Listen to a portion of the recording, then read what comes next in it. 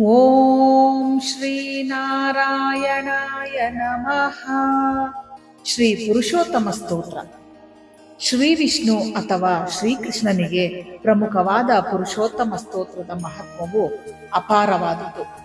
ಇದು ವಿಶೇಷವಾಗಿ ಹಿಂದೂ ಧರ್ಮದಲ್ಲಿ ಬರುವ ಅಧಿಕ ಮಾಸ ಪುರುಷೋತ್ತಮ ಮಾಸದಲ್ಲಿ ಪಠಿಸಲು ಅತ್ಯಂತ ಶ್ರೇಷ್ಠವೆಂದು ಪರಿಗಣಿಸಲಾಗಿದೆ. ಭಕ್ತಿಯಿಂದ ಇದನ್ನು ಪಠಿಸುವುದರಿಂದ ಜನ್ಮಾಂತರ ಪಾಪಗಳು ಕರಗಿ ಮನಸ್ಸಿಗೆ ಶಾಂತಿ ಸಿಗುತ್ತದೆ.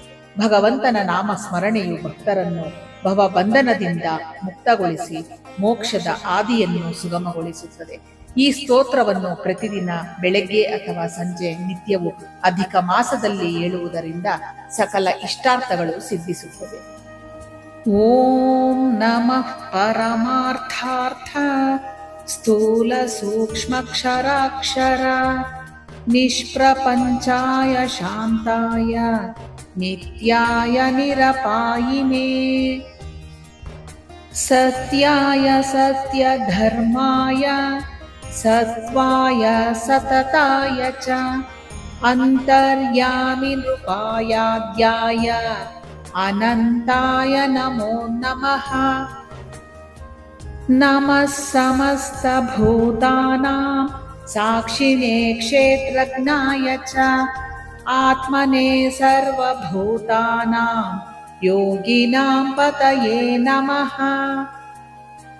ಜ್ಞಾನಾಯ ಜ್ಞಾನಗಮ್ಯಾಯ ಜ್ಞಾನಿನಾಂ ಜ್ಞಾನದಾಯಿನೇ ವೇದಾಂತ ವೇದ್ಯಾಯ ನಾಥಾಯ ಪ್ರಭವೇ ಪುರುಷೋತ್ತಮ. ಪ್ರಪನ್ನ ಪಾರಿಜಾತಾಯ ತೋತಾಯ ಕಮಲಾಯ ಚ ವಿಶ್ವಾಯ ವಿಶ್ವನಾಥಾಯ ನಮಸ್ತೆ ಪುರುಷೋತ್ತಮ. ಸ್ತುತ್ವೇತಿ ಭಗವಾನ್ ವಿಷ್ಣುಂ ಪ್ರಹ್ಲಾದೋ ಲೋಕಭಾವನಃ ನಮಶ್ಚಕಾರ ಮೂರ್ಧ್ನಾತು ತದಾ ತೋಷಂ ಯಯೌ ಹರಿಃ.